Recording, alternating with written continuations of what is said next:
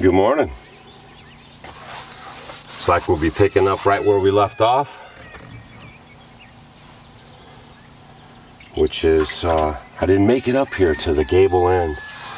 On the last video we were talking about how I was going to finish up. I got pretty close.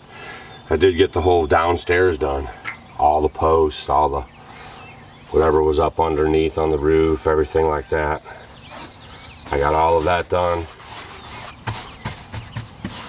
Everything on the porch is done.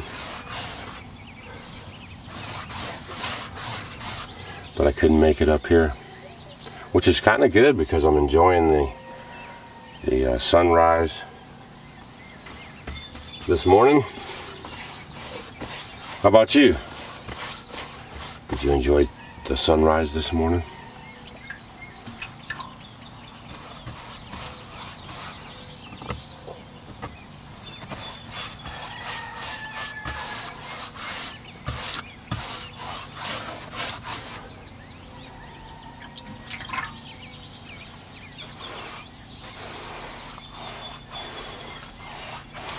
So we have 3 gable ends that we have to do.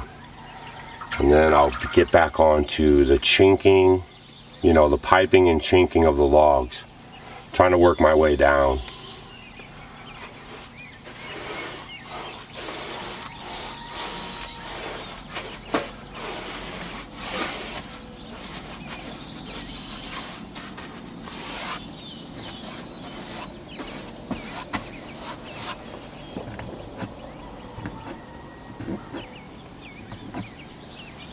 And remember,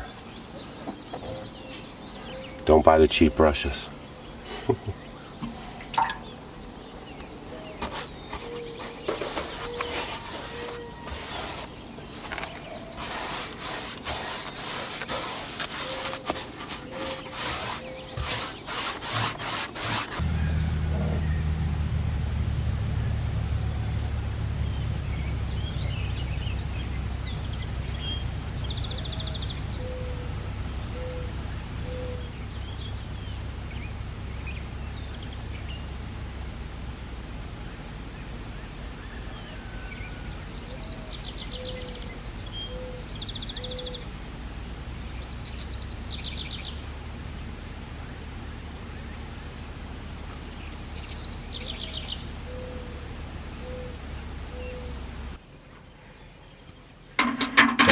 Slick when you're up here. I'm using the nails that are holding down this flashing, the screws. I'm using the screw heads to hold this bucket here.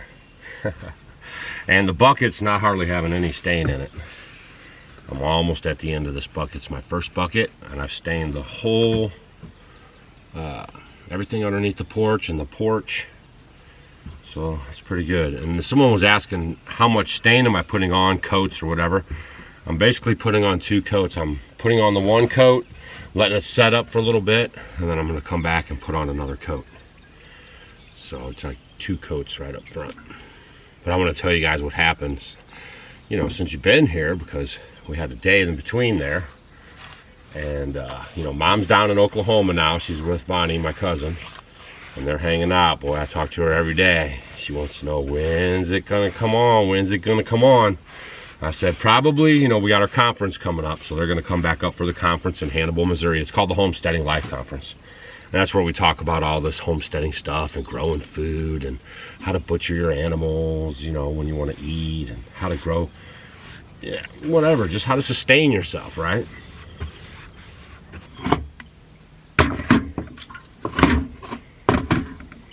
You got to watch what you're doing. We got some morning dew on the roof.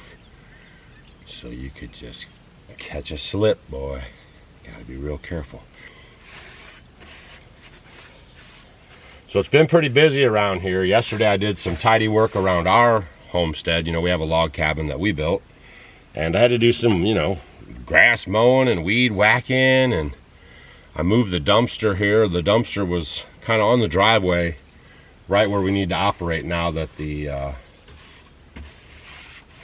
last little bit of woods here and everything. So I wanted to move the dumpster so we could load it from both sides. We were kind of loading it at the front a lot because we couldn't really get around to the side or the back. So I moved that dumpster around, give us a little more operating room. So that's some of the stuff that I did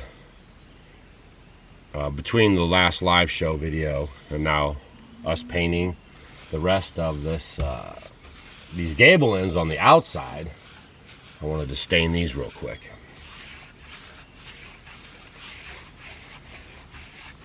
But there was some other big stuff that happened, and I'm going to tell you guys about it. And one of the big debates Mom and I have been having about her moving up here is, should she get solar power or should she tie onto the grid?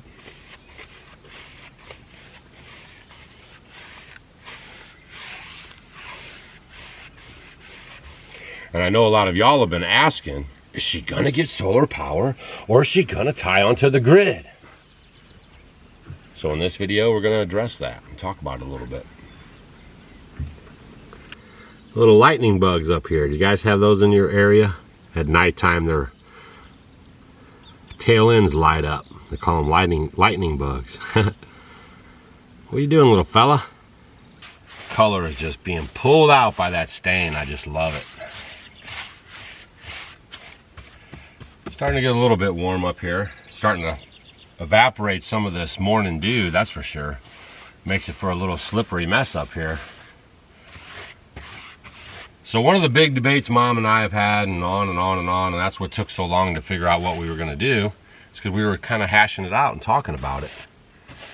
And we were talking about getting solar, you know, because, you know, Stacy and I live off-grid. We believe in the self-reliant and self-independent life, and if you want to have some electricity, maybe you should generate it for yourself, you know, that's no problem. And you know, we just talked about it and talked about it, and every time we talked about it, it came back to that one thing, was the air conditioner, right? Now you can run air conditioning on solar, but you got to have a big checkbook, okay? You know, to run air conditioning on solar in the Midwest where I'm at, you're going to probably need about $35,000, $40,000.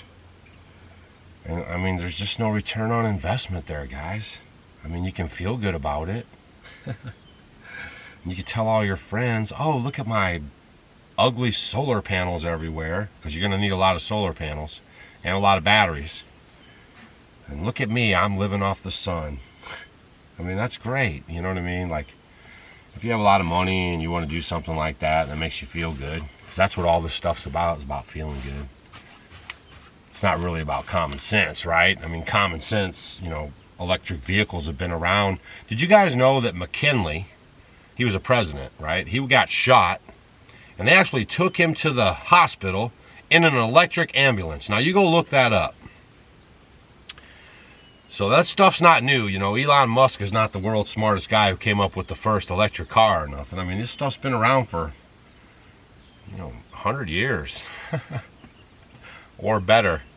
But the technology just can't drive, you know, the society, right? And that's why we abandoned it. And we went to fossil fuels, okay? And we've done a good job. I mean, we used to build cars that were built like tanks, and now they're lighter. You get more miles per gallon. I mean, all that stuff's fine. But back to the debate.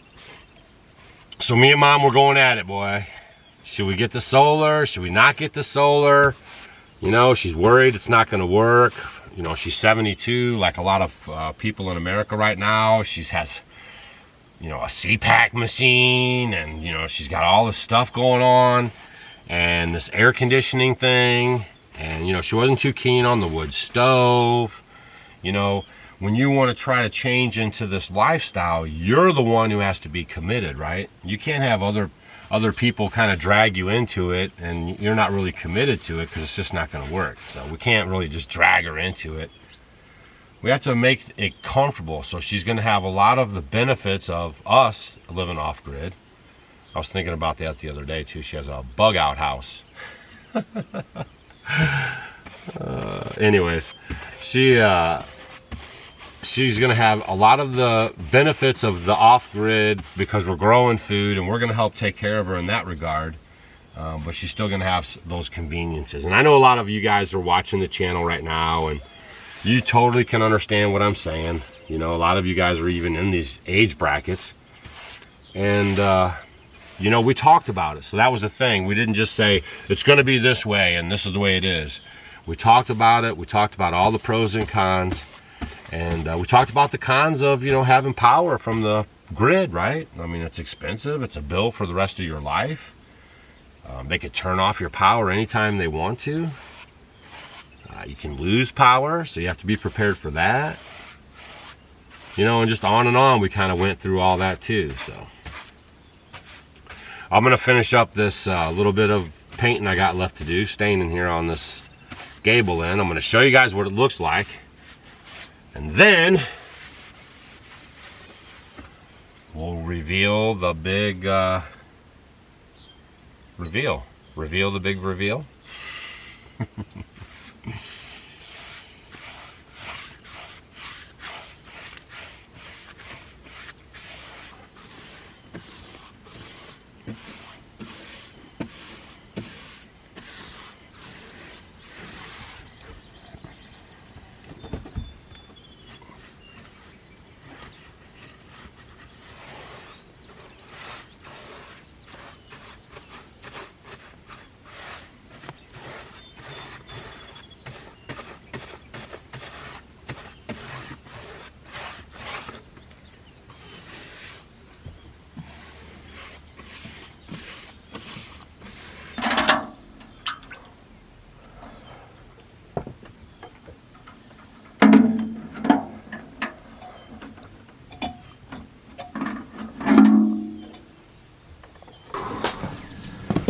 On and on the debate went. We talked about it, and what it boils down to, just like it will for anybody in America or anywhere in the world, is the cost.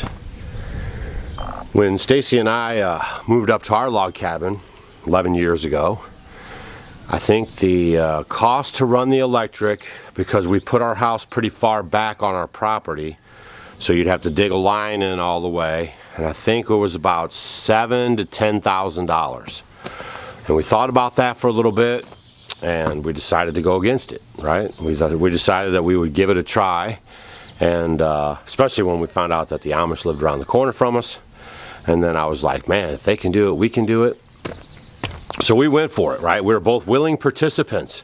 And actually for 11 years now, it's worked out really well. I mean, there are some really hot days, and you have to make adjustments for that. You have to lay around, maybe go in your car somewhere, maybe go to a store or go get a bite to eat. You know, you got to break that heat, you know, get yourself some relief. So that's worked out pretty good for us for 11 years, and we're sticking with it.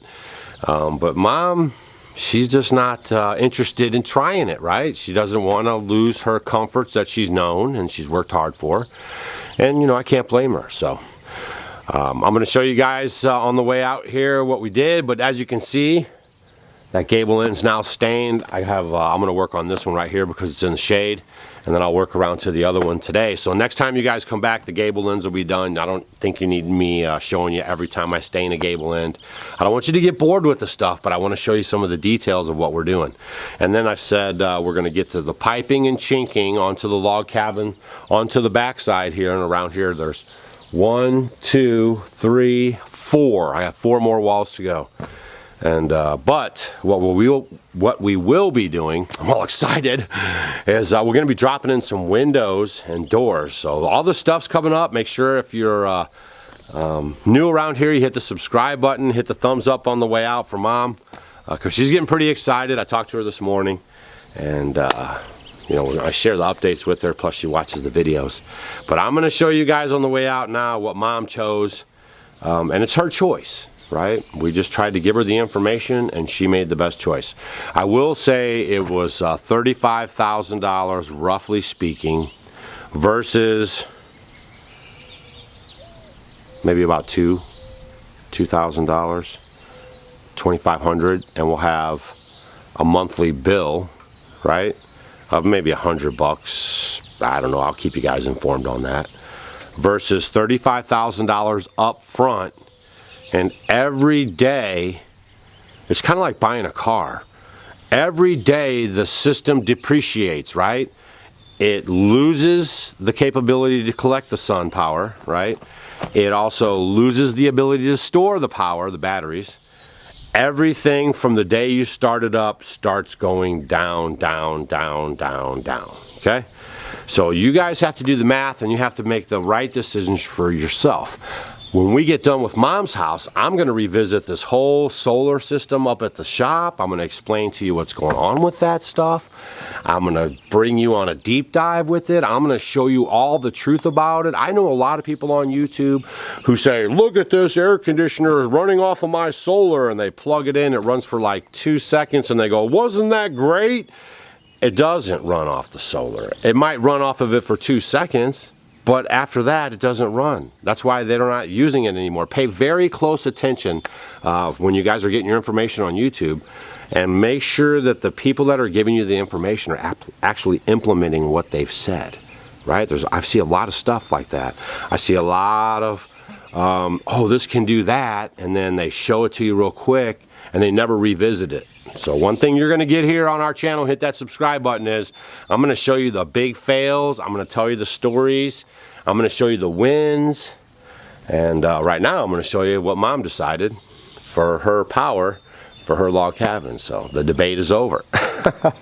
Hey, seriously, thanks for stopping by the channels. Thanks for always watching our videos. Thanks for leaving a comment, hitting the thumbs up. Thanks for being part of our lives. Stacy and I were just talking about that the other day.